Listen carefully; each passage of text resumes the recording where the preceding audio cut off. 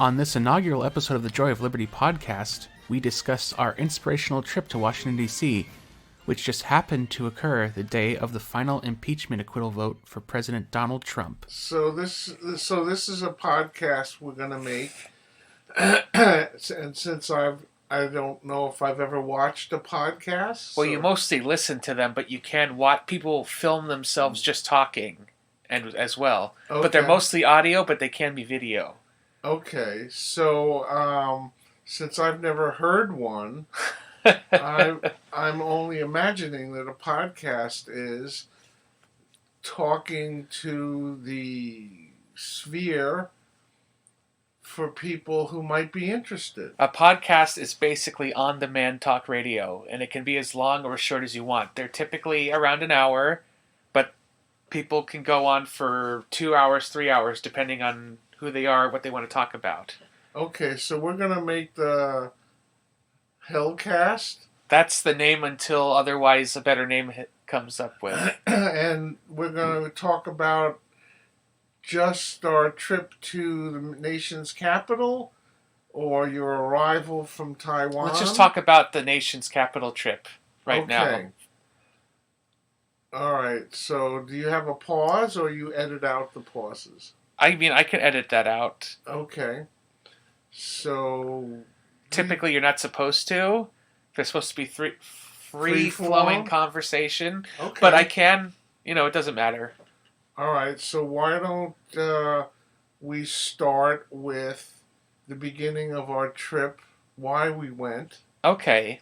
Good. What it was a replacement for. Okay, so here's what happened to me. Here's my perspective, and then you can tell me your perspective. So my original plan was I was going to go visit my friend Christine, who lives in Australia, and I was going to fly from Taiwan, and that's relatively close. And how did you know Christine?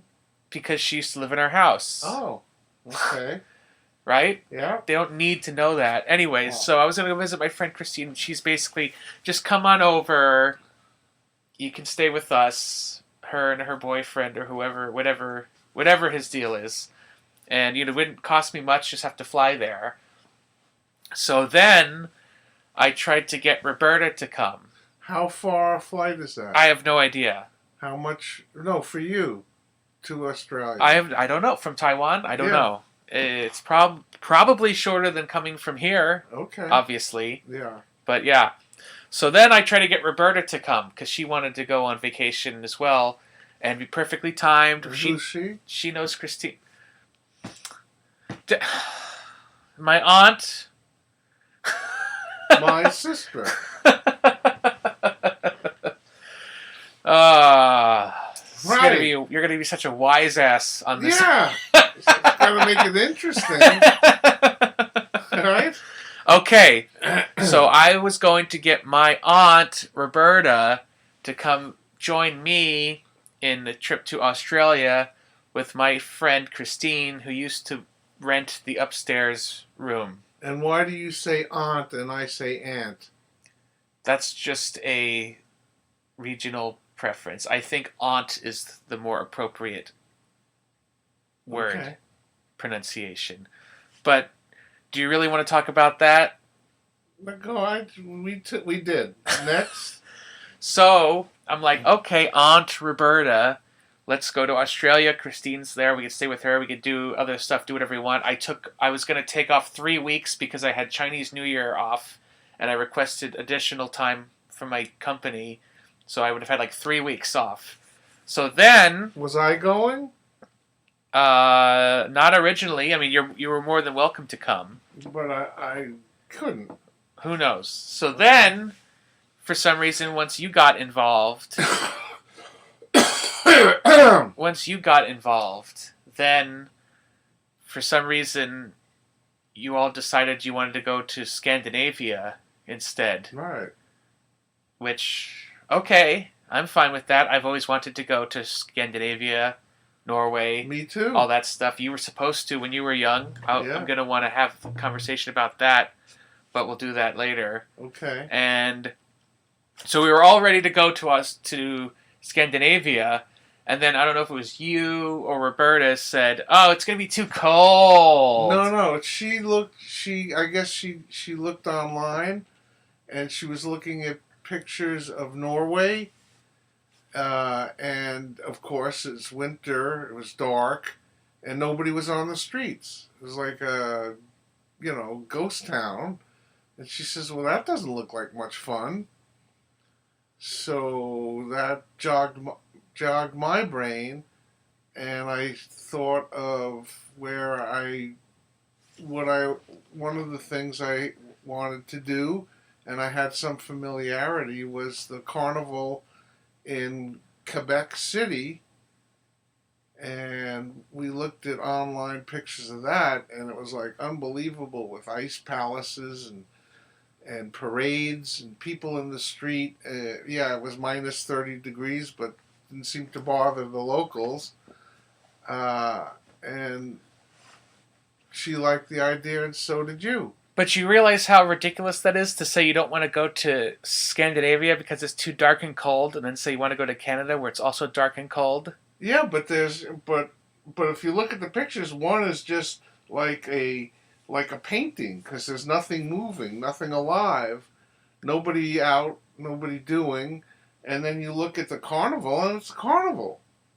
Yeah. So it's something to do, at least, in the dark, miserable cold. Right. And Roberta was for that, you were for that, I was for that, but then what happened? Then what happened is we made a whole plan. I had even gotten an Airbnb place for us to stay, and about 2-3 weeks ago, I've been binge watching this show, filmed by Newfoundlanders in Canada, the Republic of Doyle, and got captivated with, hey, not only could we go to Quebec City, but we could go to the Maritimes, because I always wanted to see that, and have been through Canada but not the Maritimes. I had been in Quebec City. It's wonderful. It's French. It's like going to France at a third of the cost. But they had a freak snow blizzard several weeks ago, and in Newfoundland, they had 12 feet of snow covering the first floors of everyone's homes. And I said, oh, great, we're going to drive to Quebec City in my 15-year-old SUV with 150,000 miles on it. Yeah, it's four-wheel drive, but I don't think we could survive something like that. So I said, nah, it's too risky. Fair enough. Okay. I don't think anybody would argue with you on that. Right. It's too risky. And we could have taken the train, but it's not, wasn't worth the hassle, as they say. It wasn't worth the hassle, and it was expensive. Okay, so then, based on that, so everything was pointless. I feel like I got scammed. I could have gone to Australia. Right. And hung out with Christine, where it's summertime, technically, right?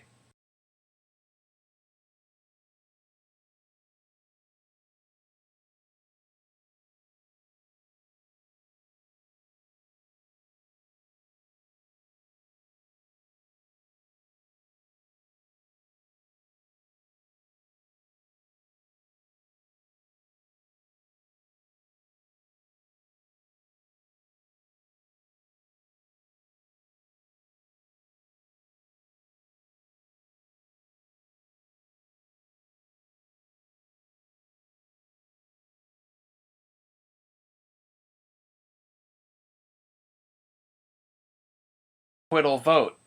So we just happened to be there at the same time. So we drove down to Washington, D.C., and we were almost, literally like 5 people away from being in the Senate building, Senate House, the Senate Gallery, as they call it, where they let people watch. We were 5 people short from being able to watch them vote to acquit the president of his crimes and stay in office. Ugh. That's all you have to say is ugh. Yeah, ugh. I guess that's true. We did meet some really nice people. Right. So we can start talking about that trip. So is there anything notable on our drive in your Yaris, which gets fantastic gas mileage? Don't buy hybrid cars. Just buy nice old used cars that get great gas mileage. And we did have one of the wheels replaced because it was getting ready to fall off. Yes, and we've had wheels fall off our cars before. When my dad and I moved from Southern California to South Florida, where was that? Near Pensacola? Yeah. Or is that, no, that was Tallahassee. Pensacola was where somebody crashed off a bridge and we were trapped. And they died? Tallahassee was where the wheel fell off. We were in Tallahassee area. And there was a football game that day and blah, blah, blah, it was blah. Sunday. Yeah. Yeah, so the whole world goes to the football game. So anyways, we don't want to risk wheels falling off of our cars anymore because we almost died one time. We'd like not to almost die again. Anyway, so we drove down to Washington, D.C. Anything notable on that drive? No, I don't remember anything. Okay. Cool. And so we got to go to the... so first thing, we have to park far away because they had the whole front of the Capitol building blocked off because of the impeachment trial. Where did we check in first? What? When we got to Washington, did we go to our hotel? Do you want to talk about that? Well, because I don't. Then you tell it. Okay, so we Lee J had booked 2 nights in the Adams Inn, which is a B&B, bed and breakfast in Washington. And it was a wonderful little place. It had an orange elephant out front, and we'll be posting pictures of that. And it was an old colonial type house with great old furniture, well kept, well run, with probably around 6 or 7 rooms being rented, and we were able to park in a garage, a closed garage, for both nights. So the car was left in the garage, and then we took the lift cars to get everywhere. Yes. And the first place we went was the Capitol. The Capitol. Capitol Building Visitor Center, and it was the day of the impeachment trial, a closing or acquittal, whatever you want to call it. So it was all blocked off. We couldn't walk straight up to the front of the Capitol building, but we could walk to the visitor center. And there was one guy protesting in front of the Capitol building with his sign. We got a picture with him. There was one guy. Right. One demonstrator. I understand there was other demonstrators in another area. This was right in front. This is the front of the Capitol building, all blocked off, no traffic coming through. And he's there by himself with this wonderful sign of grievances. And I'm like, with all the stuff that's been going on with our government and our lives and our culture, out of 330 million people, there's one person? Now, I did demonstrations big time back in the late 60s. I went to Washington, D.C. numerous times as an activist demonstrator. But I had millions of people. There was millions of us. We'd go down in busloads from all over the country. And here's today's situation showing one valiant guy all by himself, appreciative that we even stopped to talk to him, but kind of sad. Kind of sad to think that there wouldn't have been, I was kind of looking forward to joining a demonstration. I was expecting that to be an alternate of getting in to see the vote. Yeah. So I was thinking, all right, we'll just hang out with the great demonstrations outside. Not. This is one. One guy, so, in spite of everything else that's been happening.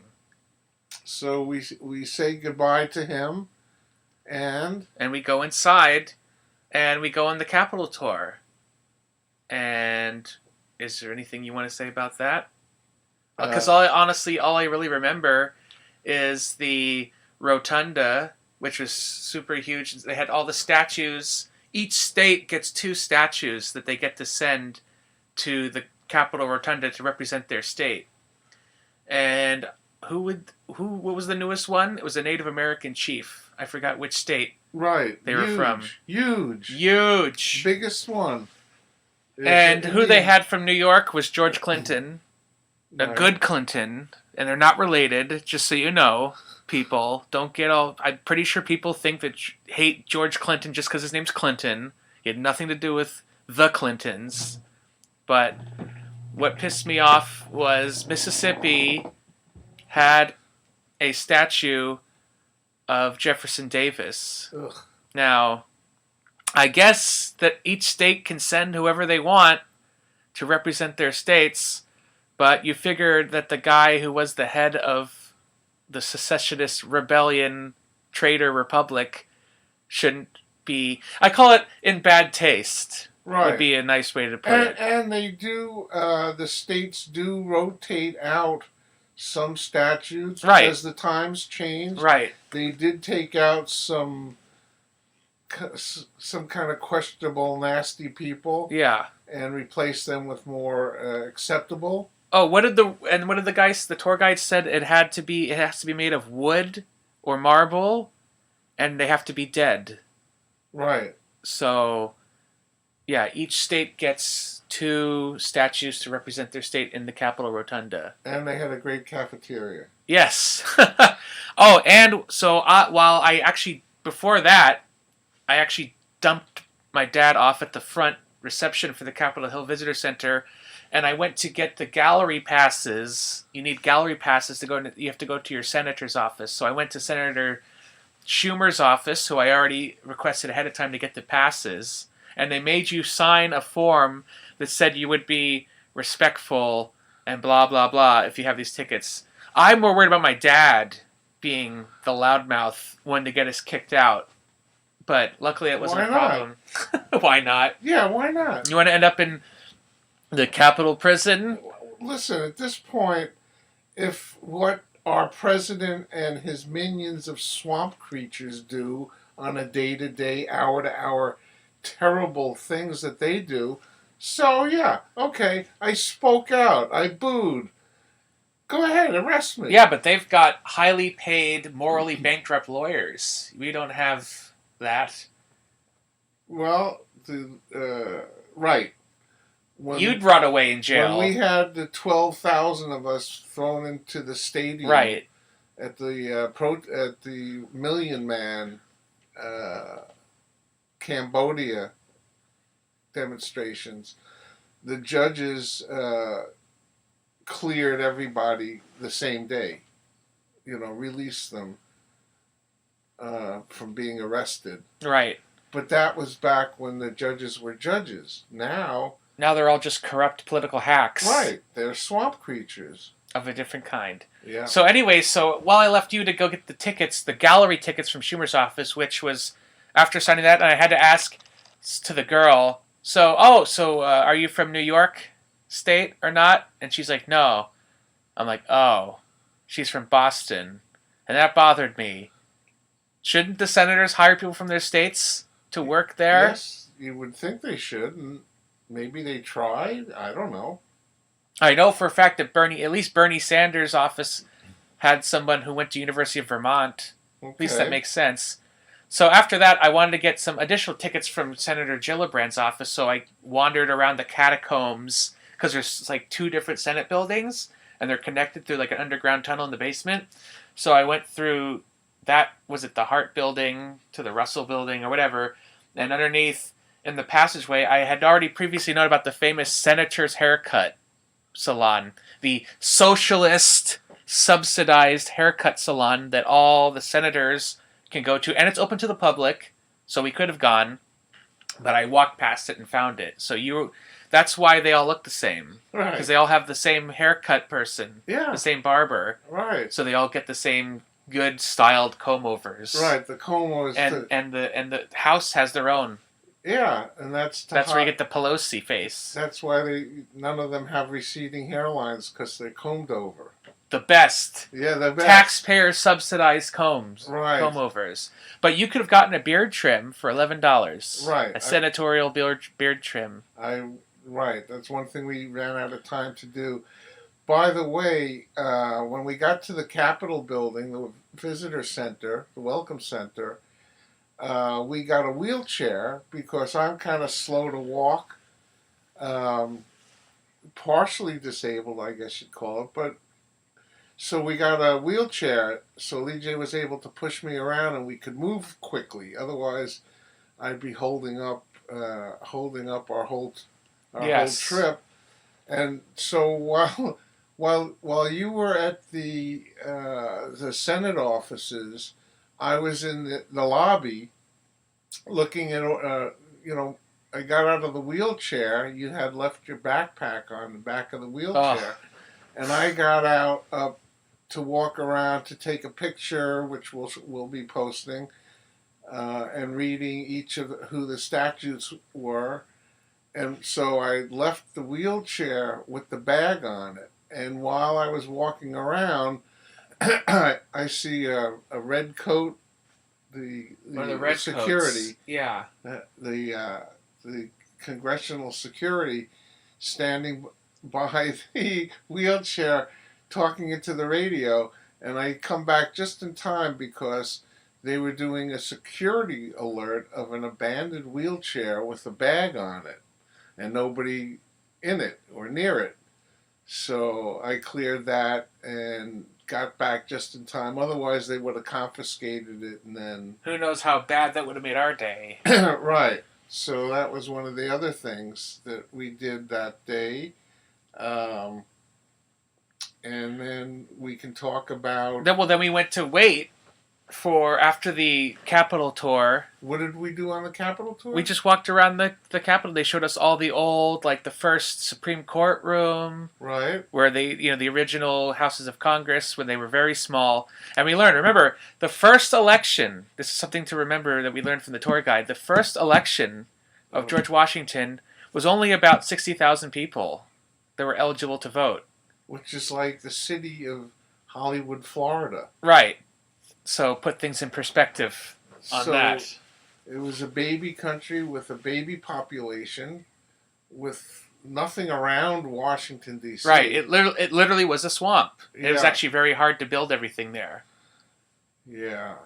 But then we waited in line because we wanted to get into... They said up front they probably would only let the first 40 people would actually get in to see anything related to the impeachment. Right, because they would let 21 in, and then after 20 minutes, they would have them come out, and the next group would go in. But that never happened. But they just left the first group in there because of the reserved... Right, we didn't know that. So apparently, there's special, super secret blue passes that are given out by the senators. Apparently each senator only gets about, I think, three tickets. It's like exclusive tickets to give out. And that's it. And so many of them showed up that us unwashed masses got shorted to the point that they let one group in front of us, and we were like numbers 26, 27. I was literally there were 5 people in front of us. Yeah. We were so close to being inside when it happened. But while waiting in line, we got the sense that we became friendly with an Irish couple, a Northern Irish couple, who was in the area, who came to see Punxsutawney Phil. Right. And then they said they wanted to see something more ridiculous. Right. So they came to see the impeachment acquittal. Yeah, you get the humor there? Right. And we were talking with them, and we were pretty sure we scared away a Utah, probably Mormon family, because we're just talking about politics. Right. Oh, they were right behind us? They were right behind us. And I'm not even lying. The guy looked like Donny Osmond. Okay. I'm not even even... He just looked like him. I don't know. I know. It's all the inbreeding. Well, I don't know about that, but he looked like an Osmond to me. So we scared them away. And we were just talking the whole time, and then we got friendly with other people around us, talking. Other people had been there. People have waited 6 hours to get inside, not get inside other times. And then the people in front of us were from West Virginia. And to put things in perspective, he was a Marine veteran who wasn't from West Virginia, who wasn't totally Team Trump, which was refreshing to hear. Right. And he said specifically that he votes for people based on the individual and their actual policies, not just if they're a Republican or a Democrat, which is what we really need more of these days. Right. And I want to inject here that I had a very positive feeling in Washington, D.C., in the public facilities and institutions and buildings and the staffing. Thinking back to the AOC documentary where she recalled how her dad brought her there and said, "Look at this! Look at these buildings! Look at these monuments! They are our monuments. Right, they're the people's house. It's the people's house." Yep. So the feeling in the city, which of course caters to Americans, but also people from all over the world, was a very clean, righteous, free. Everything's free. Non-political, I would say. Obviously, the staffs are, I'm sure, not allowed to get into discussions. And this is in the middle of this impeachment hearing. You know, the world's on fire, but it was such a calming, inspirational environment. The buildings, well-kept buildings, well-kept people, helpful people, visitors all nice to each other. Like the crowd of us waiting for hours outside the Senate chamber was a mixture. There was Trumpsters and there was Bernieites. Everybody. Yeah, there was a very, I forgot a profound moment where we're waiting in line, they're not letting us in, but it's happening, and everybody took a couple pictures of it, but everybody's out in the waiting area on their cell phones, listening and watching to it happen in real time. Right. It was a very unique moment that I'll remember. Even though we weren't physically in the chamber, we're watching the trial. Yeah. Real time. Yes. But everybody was calm. There was a little bit of clapping, a little bit of booing, and then the guide, this great guy, you'll see his picture. He was, kind of apologizing that we didn't get in because when we first got there, we literally were waiting there for at least 3 hours. And when we first got there, one of the guides came to us and our part of the line and said, "You're all going to get in. Right. Behind you, maybe not. Right. Depending how long the vote takes." So we were expecting really to get in, and then we got cut off. So the other guard came out, and I was saying, I asked him, "What's going on?" He says, "Well, I'm sorry, but apparently they're just not going to have any more of the groups come in." And then we found out, those blue passers, so many of them showed up, the gallery was full. But he was so nice a guy. He gave me his phone to be able to watch the trial while we're waiting outside. And again, above and beyond expected helpful service from our government employees. And we noticed also that a lot of the government employees were handicapped, had disabilities, physical disabilities, maybe some mental disabilities, which again was such a positive to see. At least, our government is hiring people that probably wouldn't get as good a job if it was in the private sector. Right. It's like in Taiwan that they train a lot of blind people, and they train them to become masseuse. Yeah? Yeah. So Yeah. they found a job for them to do Right. in their society instead of just throwing them aside in society. Exactly. So all of this is so positive. So when did I have to take off my pin? Oh, right. So after everything happened, after they acquitted the president, who I don't want to say his name, because I don't want to say his name ever again. Okay. But after a couple minutes, they finally let us in. Right. And that's when one of the security guards made my dad take off his Bernie pin.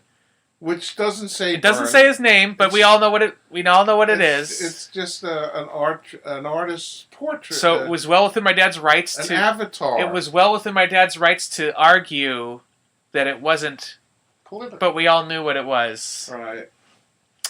Anyway, so we were there for about 5 minutes, and immediately after the impeachment, we saw something that was shocking at the time.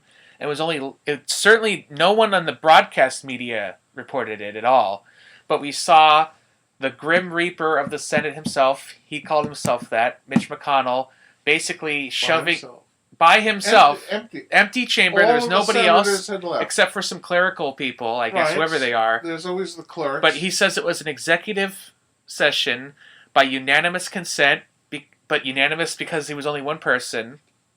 And we originally thought... What was it instead of a quorum?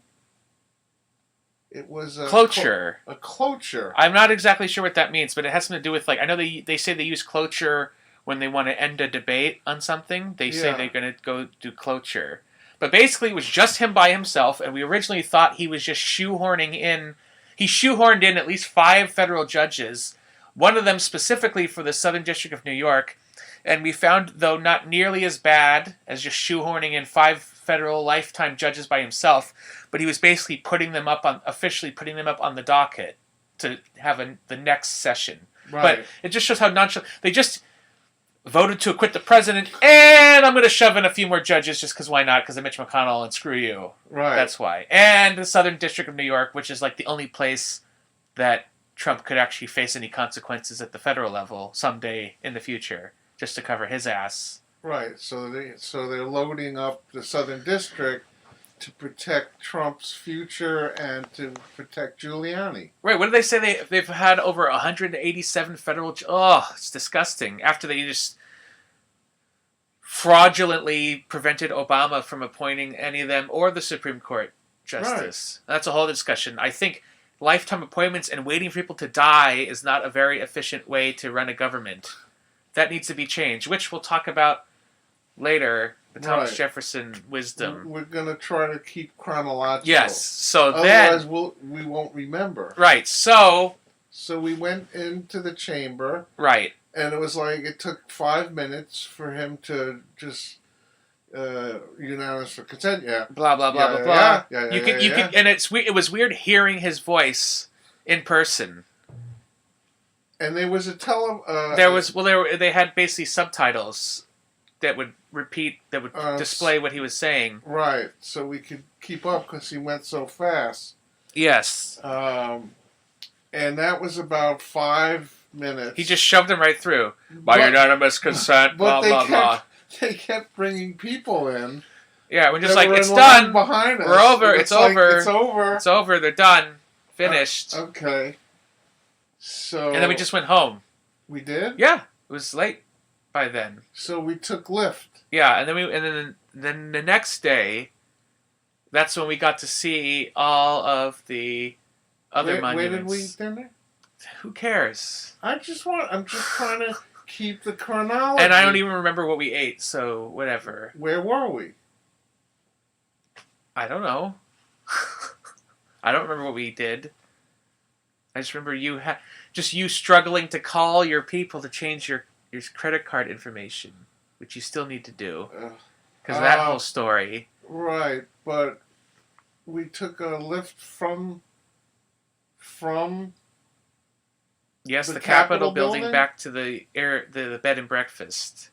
Yes, and it was share rides. Yes, we met a guy that spoke a weird language. Yeah, from was it Honduras, Guatemala? Yeah, I think he was speaking Quiche. Was the other guy in the car. which is like Mayan/Spanish. Yeah, because you could hear some Spanish words in there, and I think it was only like a few 100,000 people still speak it. Right. And he was speaking to his mother. Just random stuff we heard. Well, that's all part of the trip. And then, so next day, that's when we went to the Lincoln Monument. Wait.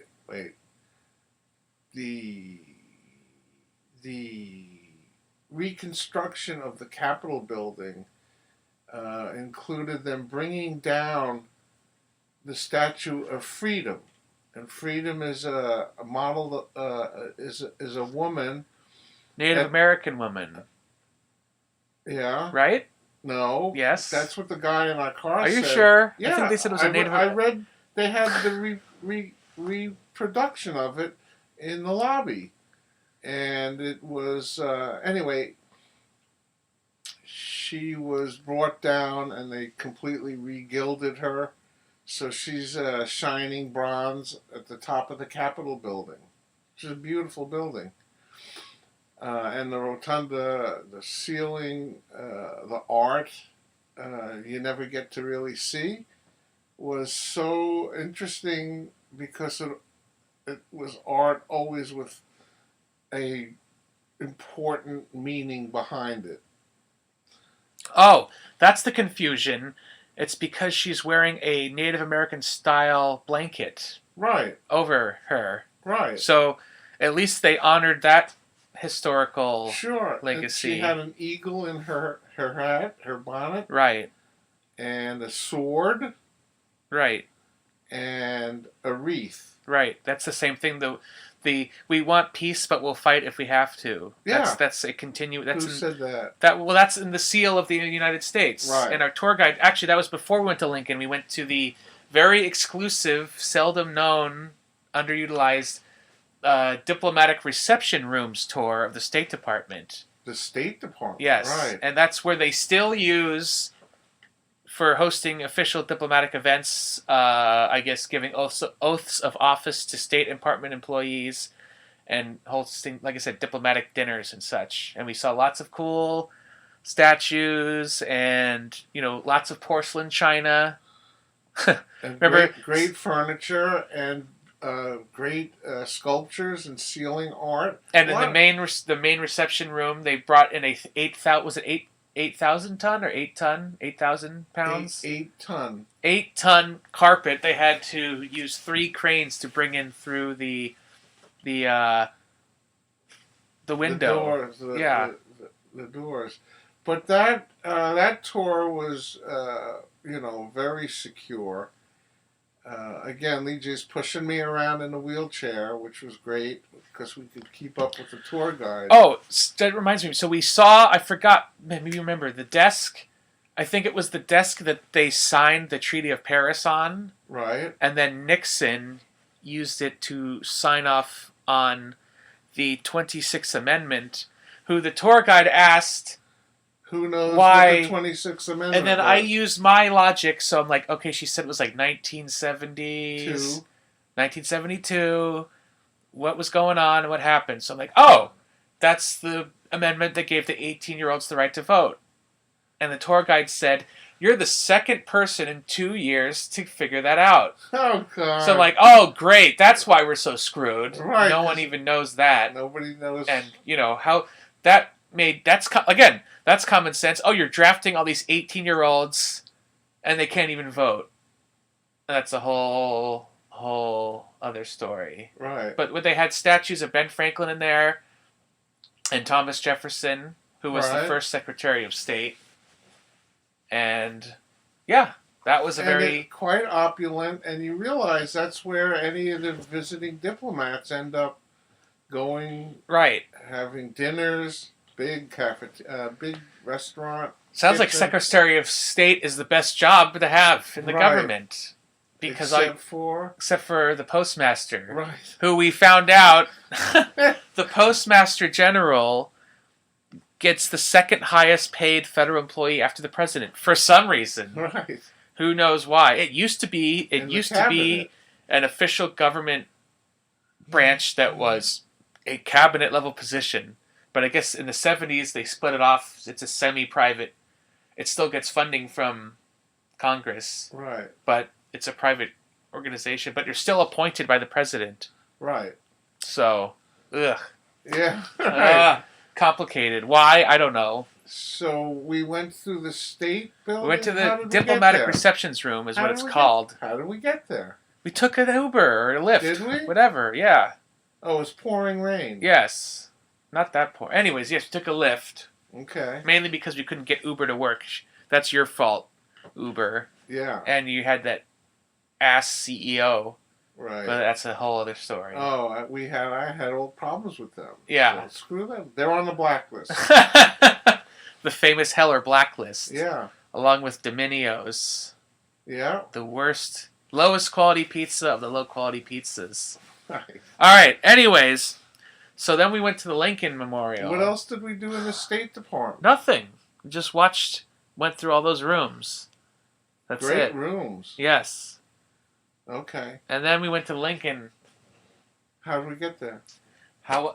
You know the answer. No, I don't. Lyft. Okay. So we went to the Lincoln Memorial? Yes. From Unless the- there's something else you forgot. Between the State House and Lincoln Memorial? Well, we went to the National Archives and the Library of Congress. Was that the second day or the third day? I don't remember. Oh, no. We already forgot. We're already forgetting. So... Okay, no.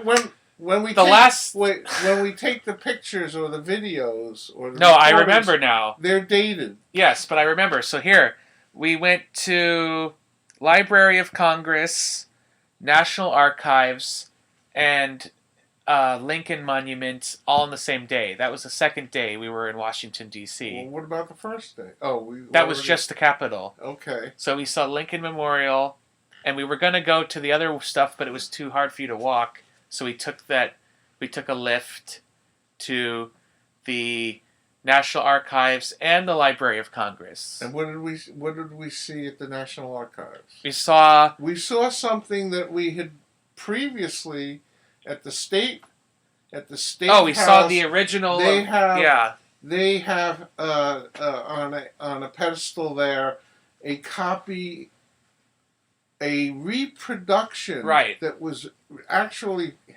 physically rewritten in quill pen Right. to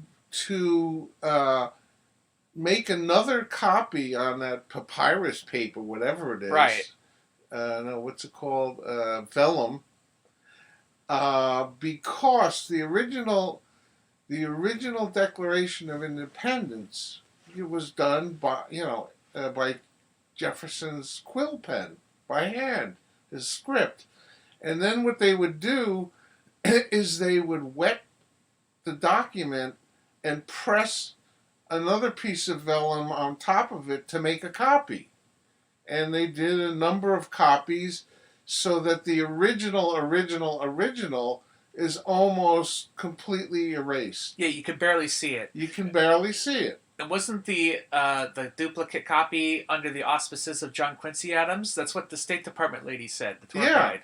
Yeah, so they realized, oh God, look, we make a copy and we're destroying the original. So they patronized some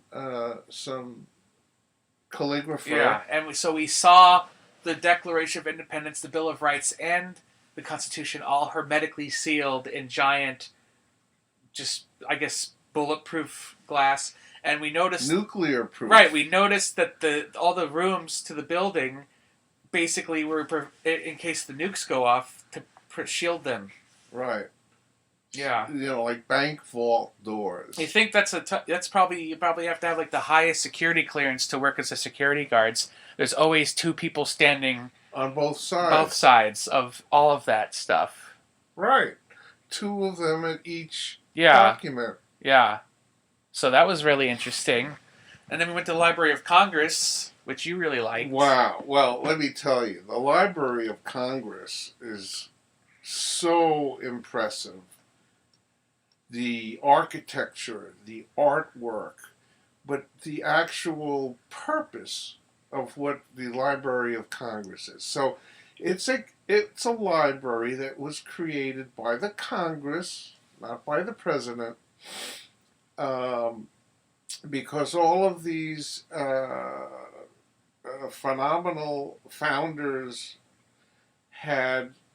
were all avid readers and had personal collections, but of course there was no way to have them, so they came up with this idea of having this Library of Congress, and they all sold their private collections, and it became, originally it was in the Congress, in the Capitol building, and it got bigger and bigger, and it was never big enough.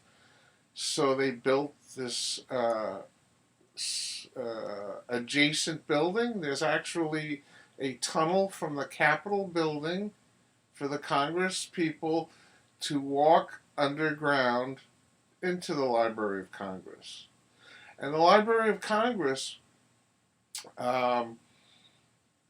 isn't just books. It's research, it's laboratories, and it's I don't know what the right word is. Well, it's supposed to be for Congress to literally do research in. Right. At least originally. And again, it's a most beautiful. We took pictures, but I'm sure they're not going to do any justice to what the place actually looks like. And they have outside the building statuary busts of all the famous authors of literature. And, you know, when it comes to making decisions on what monuments, what memorials, what to name things, it all goes through the Library of Congress with all of their expertise. And the head librarian, by the way, is appointed for a 10-year term, which is renewable. Right. And was appointed in 2016. Right. Under Obama, so that's really recent. She's got 10 years unless asshole president just says no. Which the Heller family has had many discussions on this, and we both agree. And this is actually unless I'm incorrect, is partially the reason why they impeached Andrew Johnson. Actually, is because Congress tried to pass a law that basically says the president can't fire confirmed positions for no reason, and he did, and blah blah blah. So, just like with Comey, say if you like him, you hate him. Think you did the right thing, did the wrong thing. But what's the point of being appointed for 10-year term, supposedly to insulate you from politics, if a president can fire you for literally no reason at all?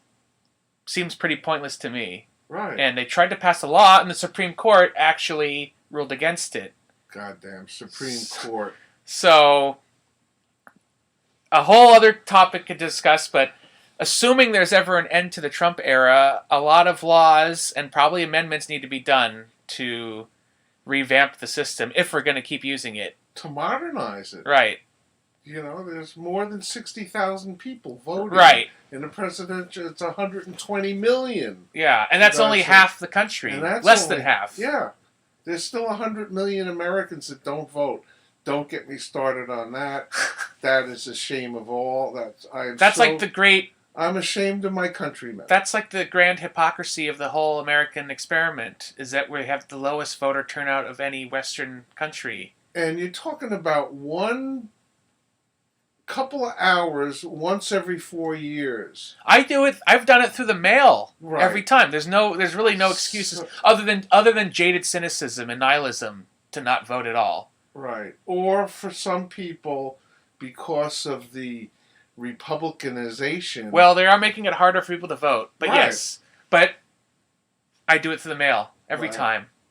And I was actually able to track in 2016, I was actually able to specifically track my specific vote because I actually went through the voter rolls, and it obviously doesn't identify who voted for who, but it does give you a breakdown of how many people voted for each person via each district.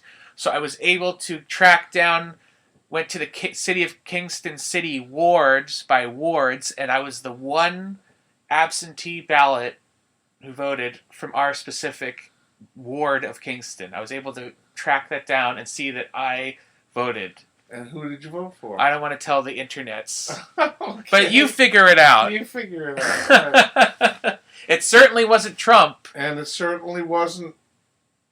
What? It wasn't Hillary. Well, right. So Right. you guys figure that one out for yourself. So yeah, that was the second day. And then the third day... Wait a minute. Yes, what? After the Library of Congress... And we went back. We did? Yeah. Home? Yeah. To the Adams Inn? Yeah. Okay. And then the next day, you had wanted to go to... The Washington Monument. Right. Because I had never been there. Right. I had been at the site, but I'd never been in the actual monument. Oh! Wait! Right? That was the last thing we did. Right. The first thing we did was we went to the seldom known Theodore Roosevelt Island. And we drove our... We drove our car that time. Because we knew nobody would... Probably, if we left at a reasonably early time after a free breakfast, that we could park there. And lo and behold, right. We got there and it was an empty parking lot. Yes. Pretty much empty. And, it's technically right on the border of Washington, D.C. and Virginia. Like, literally the next freeway or throughway. The parkway to get there is in Virginia. And you cross over. Yes. To the island. The Theodore Roosevelt Memorial Island. Right. And they have a great statue of him. Yeah. Standing strong and tall. Yeah. And what do you call those? Those aren't obelisks, are they? They're just concrete or marble. No, what did they call them? Just quotes of his. Right. Yes. And, I can see if I can pull it up. But, general inspirational stuff, be strong of character, be moral, but be strong. Right. Things like that.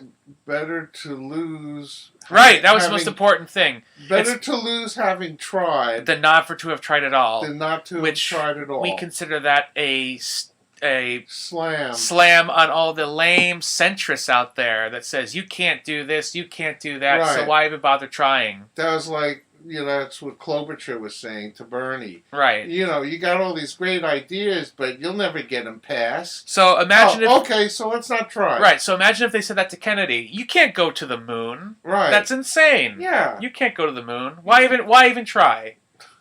Same logic. Same logic. And he even said it. We go to the moon not because it's easy, but because it's hard. Right. Right. So shut up. Right, get out of the way. Right, if you don't want to, if you don't want to try, then what good are you? Yeah, what's the point? We might as well have a robot. Yeah, get out of the way if you don't want to try. So yeah, we saw a great Theodore Roosevelt. Is it? You want to do a check? It's working. Yeah, okay. We're doing a great Theodore Roosevelt monument and statue with his quotes, and then we went to the Franklin Delano and parked in an empty parking lot. Okay, nobody cares. No, it's important that people know that you can with a little bit of speculation and a little bit of luck, weather related, time related, you can go drive and park and walk to the sites. Considering how vicious the D.C. cops are. Ooh. We learned that experience. One of our Lyft drivers he could have gotten 4 citations at the same time, but he only gave him 1. But the guy was pretty nice. He's like, you know what? This is D.C. This happens all the time. Yeah. And we're speculating that they're so harsh on parking, driving, speeding, all those kind of tickets because of its weird quasi-autonomous... They basically have no money. Right. They only get what Congress gives them. Right. So they probably have high fees. Right. They got the gas tax. Right, and that's it. And it's not a big gas No. tax. So then we went to the Franklin Delano Roosevelt Monument, which is also not known. I just thought it was a couple, like, obelisks or maybe a statue, but it was a whole huge complex Right. that had inspirational quotes that he said through his 4 terms as president. And they also, had, of course, had an Eleanor. She was the first first American delegate to the United Nations. Oh, Remember, and they had a statue of him in his wheelchair. in his wheelchair. Right. But I want to go back, because one thing that we didn't mention in this podcast is that everybody's already turned us off. But for those that are still listening, at the Congress, the feature of they're featuring the women's rights and the history of suffrage that went back to the 1700s and through the history, through the equal voting, giving the women the vote. Can you imagine? It was, when my mom and dad were kids, my mom would never have expected to be able to vote for anything. Right. That shocks me. And that women were against it. Right. There was the anti-suffrage. And the Equal Rights Amendment. And the Equal Rights Amendment, which hasn't finalized because we went to the Learning Center. Right. And some states have rescinded their ratification of it. Right. Which is a legal gray area. Right, because the time expired.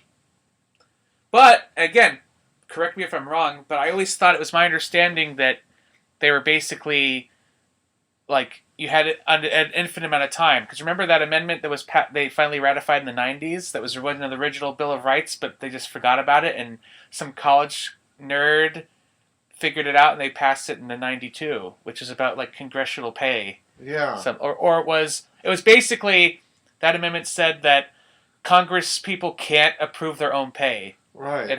They could do it for the next term, but they couldn't increase their own pay. Which, that makes sense. Yeah. That's simple. Like I said, common sense should be the guiding force to everything. But yeah, so we saw the Roosevelt Monument. It basically tests him out to his 4 years of his presidency. Right, including Eleanor. Right. And his dog. And his dog. He loved that dog. Yeah. Like he said, the famous speech, he said, I'm paraphrasing here, but Republicans aren't good enough or aren't satisfied going after me, my wife, or my sons, but they have to attack my little dog. Right. And he said something like, I'll tell you what, my dog's Scotch, and when you go after my dog, you got problems, or something like that. Right. He said, yeah. Sound familiar? Right. So yeah, obviously we're both fans of both Roosevelts in the Heller House. And what else did we walk by or drive by on that same area? I went to the Jefferson Memorial. No, before that. What? It was the Founding Father. Oh, right. Well, there's next to the Roosevelt. Right, wasn't the MLK was there? And George Mason, who's apparently a unknown or underappreciated founding father, who obviously didn't have such a big statue or place, but they had him like a bronze George Mason, like sitting on a fake chair. Right. So he was one of them. And the Martin Luther King. We didn't see the statue. Right. But is that statue in Washington or in Selma? Maybe there's one in each. But that was a big, where Coretta had to have them re-chisel. I don't remember that. When they mess up his quotes? Yeah, they messed up the quote that they put on the statue, memorial statue, and they had to re-chisel based upon her corrections. So we saw Lincoln. No, that was the previous day.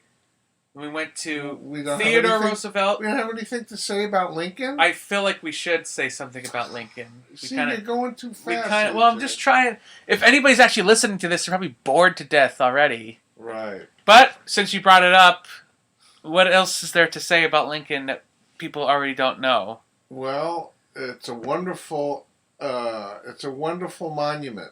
Yes, the Lincoln to Monument, say the least. With this incredible seated Lincoln, with the pressure that was on him. Oh. To imagine that we were killing each other. I always thought the Irish were crazy to have the Irish killing each other. Wait, aren't they both Christians? Yes. Yes. But here was our country killing each other over slavery. Right. And he said he would have... We're paraphrasing it, don't want to misquote him, but he basically said, if I could save the Union by setting all slaves free, I would. If I could save it by setting no slaves free, I would. If I could save the Union by setting some of the slaves free, I would. All I want to do is save the Union. His number one... Obviously, that tells you his number one reason to do everything was to save the Union. Right. And, oh, by the way, we're going to abolish slavery. Right.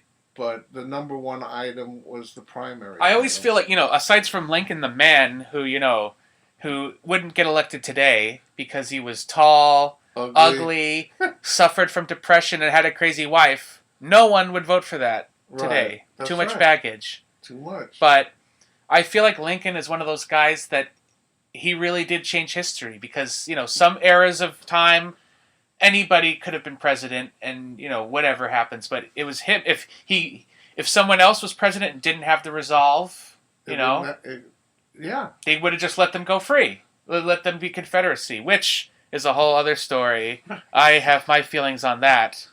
Right. But what's that feeling? Yeah, tell him. Fine. I feel, in hindsight, that Lincoln or whoever would have been president, if it wasn't Lincoln, should have let the South go. Because ever since then, the South has always had this rebellion, this resentment, they were conquered by the War of Northern Aggression, which people sometimes still say, and which was propagated by Woodrow Wilson, who is one of the worst presidents ever, which we could also, that's another down the rabbit hole. But basically, my theory is if you let the South go, slavery clearly wouldn't have lasted more than another 1 or 2 decades, just through global pressure. If everybody else in the world has abolished slavery, or at least all the Western countries, no one's going to trade with them. It took until the 1990s for apartheid to end. Right, so it could have gone longer. So it would have been the Confederacy and South Africa as best friends. Fine. Right. But I feel like that country, economically, even with slavery, and they had crazy plans. Like, Confederacy wanted to take over South America. They wanted to take over, Cuba. I think one of their plans was Havana was going to be the capital of, the Grand Confederacy Nation. They had some crazy plans. But even with all that, I still feel that economically, the South would have failed as a nation very quickly, and basically would have begged to come back to part of the United States. And then instead of having the fake patriotism and nationalism as a conquered nation, they would basically have great regret for making a huge mistake. That's just my theory. Right. And it goes also, more importantly, to say that before the Civil War, people still thought of themselves as what state they were from. They didn't they didn't consider themselves Americans. They were Virginians. They were Virginians or Ohioans, if that's even what they're called, or Vermonters. People identified as who they were, as what states they were from. And it wasn't until after the Civil War that people started to see themselves as Americans. And to go, just throw back... from many... And it comes back to, just quickly, that famous Amistad case that John Quincy Adams was the advocate for the slaves, who basically said, and if slavery forces us to have a civil war, then so be it. For that shall be the final battle of the American Revolution. Right. So for anybody that's still listening, let me make a suggestion that if you've had enough, because either you know all this stuff already, or it's not interesting or funny or entertaining enough, try showing it to your children, because I don't think the schools are teaching this civics anymore. I don't think so. Or if they do, they're failing because we see and hear and meet people that don't know jack. I think it's, well, you know me, I think it's deliberate. Deliberate misinformation and undereducation. Because the last thing that people in charge want is people capable of critical thinking. Because it's kind of shocking to see that what interests us and inspires us isn't even known by so many Americans. Right. And that foreigners know more about us than... Right, that Irish couple we met, they were very keen on American... He was up to date Yeah. he was like he was us. I said, how do you... He says, look, we follow. We follow and we have strong ideals. And he knew everything. He knew the whole gambit of the scams that are going on in and America. Historical scams, Yeah. like throughout American history. Right.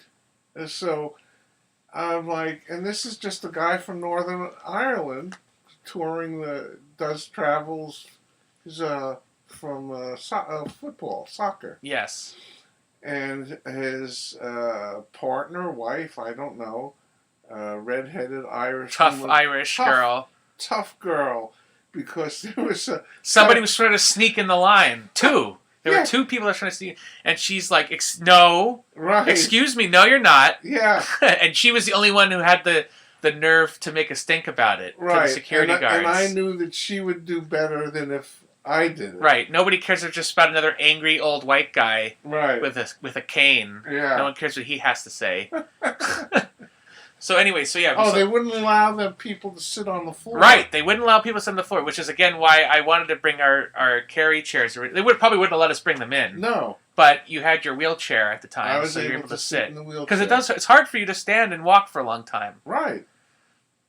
All right, so we saw Roosevelt Island, FDR Memorial, then Washington Monument, which you in your whole life had never been to and never been inside of. Even though I'd been to Washington many Yeah, times. and we learned the history about that, how they built it, and then they, quote, ran out of money in like the early 1800s, and then for 20 years, they're just like a pile of rocks in the middle of Washington, D.C. Right. For 2 decades, it sat Yeah.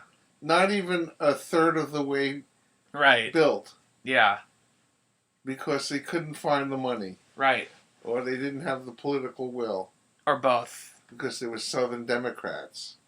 We don't want that Washington. But they should like him. He's from Virginia. I know. Whatever. They want their Confederate or their Jefferson Davis statues instead. Right. That's right. Ugh.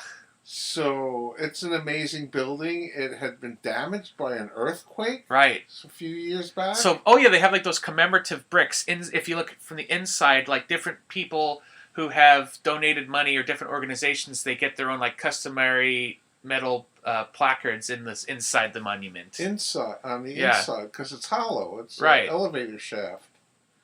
And we went up to the top.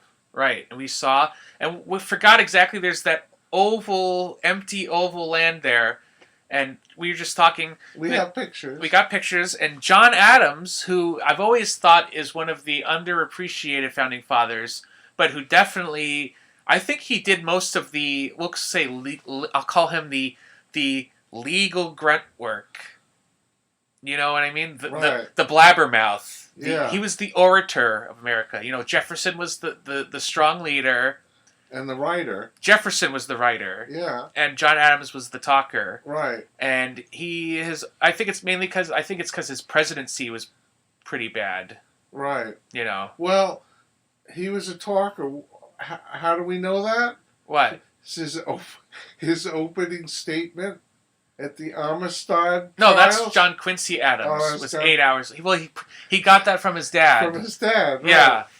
An 8-hour opening. 8-hour opening statement for John Quincy Adams. Right. Hey, people don't do that anymore. After he was president, he served in the House until he died. He was Right, they believe in service. Right.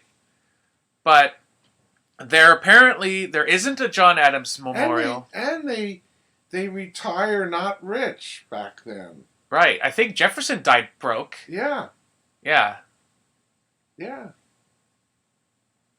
But anyways. Which meant that they weren't being bribed. Right. Right? Yes. No lobbyists. They weren't lobbyists yet. Yes. I mean, they did have horrible, salacious, terrible political ads. Right. I think Thomas Jefferson, which they had to break. Oh, that whole famous story. Yeah. They're breaking their friendship. They called Adams like hermaphroditic or something in a newspaper. But right. That was called mudslinging. Right. But John Adams still doesn't have a monument, and they're actually have been trying to build one. It's approved. It's been approved and recently reapproved, as recently as I think the last couple of years, in honor of John Dingell, the long-living congressman who died. I think his wife helped get it passed. It was like something Recreations Act, and part of it is to help build the John Adams Memorial. All we have to say, the Heller family endorses the construction. There's perfect land for it. It's right in front of the Washington Monument. It's empty. It's a big empty circle. Big empty circle. Which looks like we're speculating that it's being reserved for the next step towards an Adams And if it memorial. isn't, it should be. It should be. Elizabeth Warren, you're the senator of the great state of Massachusetts. You should represent your homeboy, John Adams, and get that stuff. And you think something like that would be a great unifying thing Right. that everybody could get behind. You know? Right. Instead of firing military patriots. Right. You could, but no. Don't you think that would be a good thing? I mean, I'm sure. How are you going to pay for it? Well, if you're giving $1 trillion tax breaks to rich people, corporations don't need it. Throw in a John Adams monument. At least that does something for someone. At least that might inspire somebody to do something good. Right. So Lee J and I were going through this almost like a fantasy. All of this that we're doing and seeing and reading and thinking that it's all going to go away in a second term. Well, they're definitely the feeling will be gone. The erection of a Trump something, and the librarian will get fired. The postmaster will get fired. Everyone's going to get fired. Who's the exact opposite of the librarian? Like, if you wanted to deliberately devalue the Library of Congress, who would be the best person? I would say it would be either Alex Jones or Rush Limbaugh. Oh, I was going to say Hannity. Okay, Hannity. That would be. I mean, I don't think they'd ever let that happen, but who knows? Who knows? If it's Trump term 2 and he somehow has the House and the Senate back, anything's possible. At worst case, it would be the acting librarian. Right. Okay? And that could be anybody. So his people that he has didn't even go to college. They're ignorant. Well, here, before we go down that rabbit hole, some more inspirational stuff. I want to say, we forgot about this. The Thomas Jefferson Memorial, which is also, I feel like, is underappreciated. Right. Everyone ever talks about.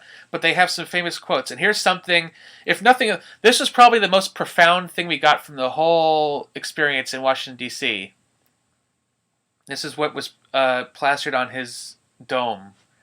They're re-roofing it. Right, they're re-roofing it. I was like one of like 2 people there, and that, was it NPS guy with his cushy job standing there in the cold staring at Thomas Jefferson for 8 hours a day. Good for him. All right. Here's what Thomas Jefferson said.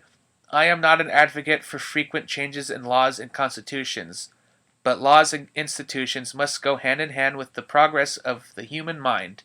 As that becomes more developed, more enlightened, as new discoveries are made, new truths discovered, and manners and opinions change, with the change of circumstances, institutions must advance, also to keep pace with the times. We might as well require a man to wear still the coat which fitted him when a boy as civilized society, to remain ever under the regimen of their barbarous ancestors. So, brilliant. Bam! And so what I at least take away from that is the Constitution isn't and shouldn't be kept in the frame of mind as it was originally written. Like, he's basically saying we're basically being run by a document written by a 12-year-old and needs to be changed appropriately to adjust to the times. Right. Imagine, I remember seeing or hearing, imagine a 12-year-old boy in a suit of iron. Well, now you have to live under that suit of a 12-year-old, a small boy. It won't fit. Right. What doesn't fit. You've outgrown, because our country was this fantastic new concept in the universe. Right. And they successfully put it together, but it was this small, everything was done by candlelight. They have these great ceilings and roofs. I asked one of the docents, well, but we have all this great lighting on it. What was it? She says it was candles. That's all they had for light. There's no electricity. Franklin didn't make his first batteries yet. Right. And this scope, the size of this little baby country, which was literally, compared to the rest of the world, the Chinese empire, the Japanese empire, the European empires, was this little thing considered an experiment. We don't know if that... It's still called the Grand Democratic Experiment. Right. And, okay, thank you guys for doing that. But they even knew that's why they even came up with the amendments process, because they knew that things would have to be changed. Right, but we're way behind. Yes. We're way behind. Where they were pressing a newspaper was one big tablet piece of paper, one at a time. Speaking of that, we forgot to mention, we saw the Library of Congress had a copy of the Gutenberg Bible in very, very good condition. Very good condition. There's only like 5 of them in the universe. Yeah. And that's on display right now. We were able to walk right up to it. But yeah, going back to the Thomas Jefferson, those guys clearly could not have foreseen Facebook or fake news or, they were shooting each other with muskets. Right. Yeah. The right to bear arms meant you have the right to your muskets, to shoot other people with muskets, not tanks. And after you took a shot, you had to repowder it. Took you like 5 minutes. Put in a ball, stuff it down with a ramrod. Yeah. And then shoot another one. Okay, they're coming. Yeah. And, from a political stance, I don't really like talking about this because everybody gets too angry, emotional. I think, the Second Amendment's obviously there. It's only 1 sentence long, by the way. And it's 1 sentence. And everybody seems to conveniently ignore the first half of 1 sentence, which says a well-regulated militia. Having a well-regulated militia. So, let's just stop there. Is any of this stuff well-regulated? By the feds? No. Is anybody in these militias? No. Okay, so what are we arguing about? Where's the militia protecting me from the federal government or the crazy guy with the gun? Right, or the crazy guys with guns, the 300 million guns. And like I said, I would have as many well-regulated militias as you want. Right. But we don't have any of that. Right. And it's right there. And then the sentence finishes, the right to bear arms shall not be infringed. Shall not be and then everybody always says, shall not be infringed. And I say, okay, Where's your membership in your local regulated militia? Right. Oh, guess not. You don't have one. No, my regulated militia is down at Joe's bar, getting drunk, sharing how many guns they got each other. So obviously, it's there for a reason. I'm not going to take that away. But clearly, when you have people constantly getting shot, something needs to be done. And just like Thomas Jefferson said, you need to change the laws. So it's two arguments here. We're not even following it the way it's actually written. Right. Which is supposed to be well-regulated militias, which is technically each state's... damn, I just lost my head. Why? What are they called? National Guard. Yeah. Those were what the state's National Guards were, the original state militias that were supposed to protect the states from the tyranny of the federal government. Right. But, so we already don't acknowledge what the Second Amendment actually is. Right. And then secondly, they clearly could not have foreseen machine guns, tanks, planes, nukes. Right. And that's always the thing is like the fantasy is like, I want my Second Amendment to protect me from the government. It's like, okay, sure. How long do you think you're going to last when they send a tank? Right. Or a drone strike. They Right. can literally drone strike you. Yeah. So, I get where you're coming from, Second Amendment people. Right. But clearly, some rewrites have to be done. And some regulation. How about, it says it right there. How about a regulation? It says it right there. We had a regulation about semi-automatics. Right. But it They got rid of expired. It says it right there. Well-regulated or militia, and you got neither. Right. So what are we arguing about? We're writing about Joe's bar having 50 machine guns. And remember, this isn't me. This is Thomas Jefferson, a Virginian from the South, mind you, who said that we have to change the laws and constitutions to change with the times that we live or else we stay stuck in our ancestors' barbarism, as he called it. And that's what we're doing right now with kids being senselessly killed. It's barbaric what our government is allowing. Not allowing, is forming and forcing. But I don't want to get off track. I want to end this on a positive, inspirational thing, which we did get. So what? We did the Jefferson Memorial? That day we did Theodore Roosevelt Island, FDR, Jefferson, drive-by of the George Mason.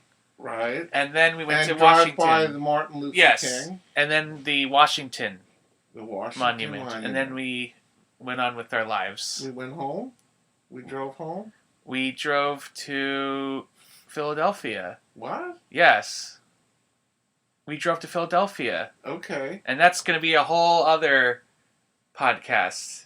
Is it? However long this is, if anybody's still listening to it, they're certainly not going to listen to another day in another place. I think let's keep it condensed to one location. Okay, part one. This is part one. But let's end in a positive note that we were very inspired by the words. And again, they're flawed people.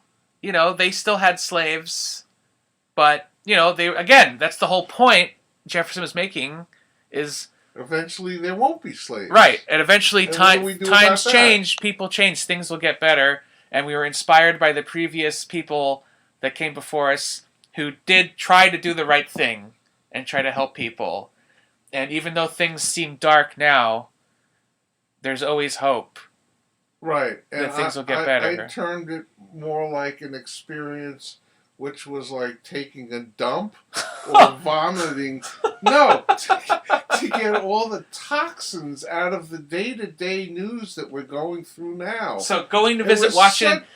Going to Washington, D.C. was a spiritual enema for you, basically. And everyone should devote some time in their life. Yes.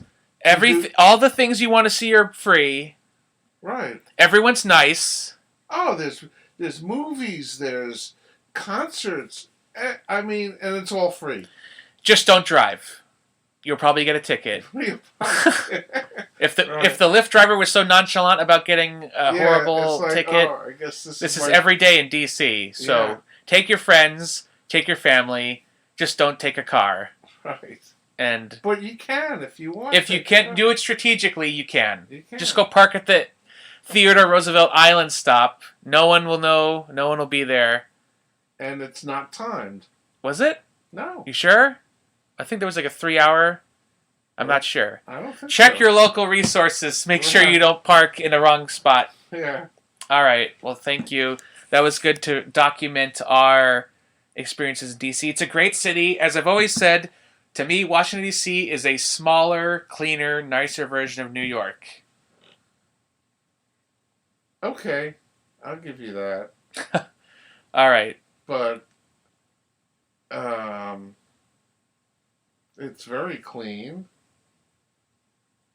And again, people have just a really good attitude. We like that. That's the most important thing. People were saying hello and good morning. And nobody, it's no New York minutes, New York seconds, no San Francisco's la-di-da or L.A. la-di-das.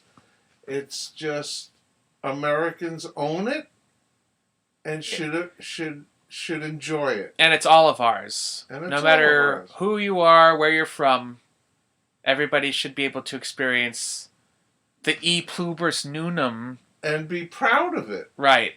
Be proud of it. And be the shiny city on a hill. Anyway. I think that's a good way to end. Yes. Thank you. Oh, and I quoted Ronald Reagan. He wasn't the first one to say that. No? No, I think that was the Pilgrims. Okay. So you don't have to feel so bad. Even though they were kind of jerks too. With all their witch burning. All right. All right. Take the good with the bad. Right. All right. Thank you. Thank you for listening.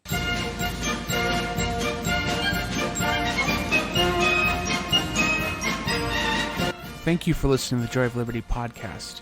Please stay here for more musings on political history and current events.